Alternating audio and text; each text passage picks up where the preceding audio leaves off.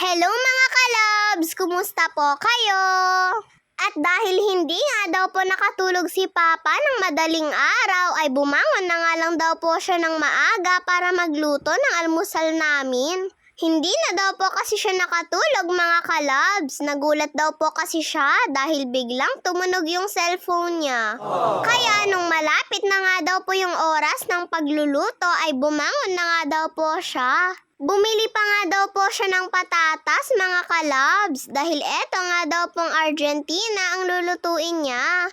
At habang nagluluto nga po si Papa ay bumangon na nga din po si Mama para po ihanda yung ibang mga kakailanganin pa namin ni Kuya. Sabi nga po ni Papa habang nagluluto siya ay maligo na nga daw po muna ako. Dahil mamaya na nga lang daw po ako kakain pagkatapos kong maligo. Kaya ayan, naligo na nga po muna ako habang hindi pa nga po tapos si Papa na magluto. Pinaplansya na rin po pala ni Mama yung uniform ni Kuya. At nung pagkatapos ko nga pong maligo ay malapit na nga din pong matapos si Papa sa pagluluto. Nakapagbihis na rin po pala ako mga kalabs. Ihahanger ko nga lang po muna itong tuwalya ko dahil basang-basa. Ganito po pala kami ni Kuya, pagkatapos nga po namin gamitin yung tuwalya namin ay sinasampay nga din po namin ito. At hindi na nga po si Mama o di kaya si Papa ang gumagawa. At eto nga po mga kalabs, habang hinahanda ni Papa yung mga pagkain namin, ay chinecheck ko nga lang po muna itong notebook ko kung kumpleto. Baka po kasi ay may nakalimutan po ako. At kumpleto naman po siya mga kalabs, wala nga pong naiwan. Kaya sabi ni Papa ay kumain na nga daw po ako habang mainit-init pa daw po itong niluto niya. Siya na rin po pala ang nagsandok ng pagkain namin ni Kuya. Ganito nga din po mag-asikaso si Papa sa amin kapag pumapasok po kami ng school. Parehas nga lang po silang dalawa ni Mama. Eto na po pala yung niluto ni Papa na corned beef na may patatas. At bago nga po ako kumain ay iinom po muna ako syempre ng tubig. At habang kumukuha na nga din po ako ng ulam ko mga kalabs. Sabi nga po ni Papa ay nakalimutan niya nga daw pong nilagay yung itlog. Dapat nga daw po kasi ay lalagyan ito ni Papa ng 2 itlog para daw po mas lalong sumarap. Kaya lang sabi po ni Mama ay okay lang daw po kahit walang itlog, masarap naman. Tinuloy ko na rin po pala ang pagkuha ng ulam ko. Sigurado nga pong masarap ito dahil luto nga po ito ni Papa. Amoy pa nga lang po mga kalabs ay nakakagutom na. Lalo na tignan nyo naman po at mausok-usok pa nga po. Bagong luto lang din po kasi ito.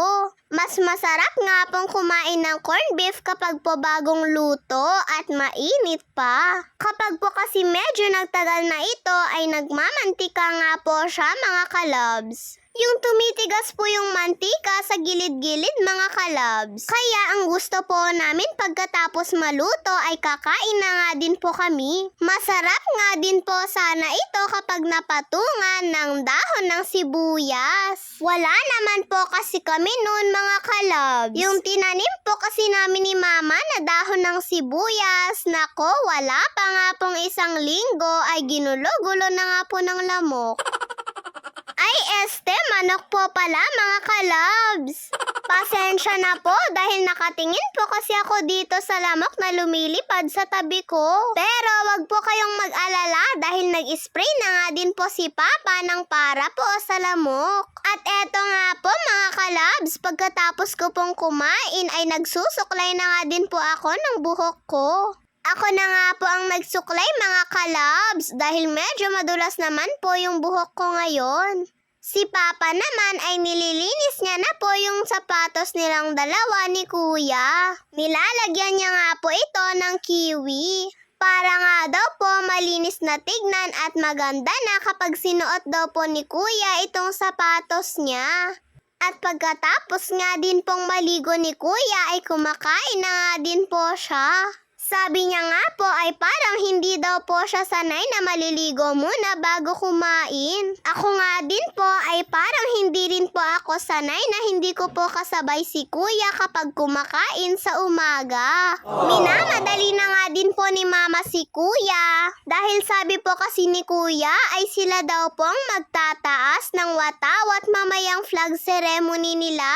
Kaya lang mga kalabs ay hindi na nga daw po silang gumawa nun. Palabas na rin po pala ako ng bahay para po makapasok na rin sa school. Si Papa po pala ang magpapatawid sa akin. At wala na naman nga po ulit akong kasabayan sa paglalakad.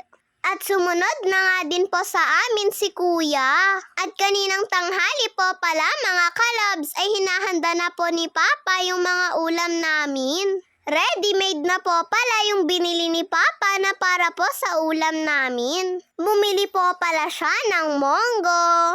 At syempre, meron din pong dinuguan na paborito ni Papa. At eto pong dinakdakan. At hindi nga din po mawawalang sabaw. At tinawag na nga din po namin sila nanay pati po yung mga pinsan ko para nga po sabay-sabay na rin po kaming kumain.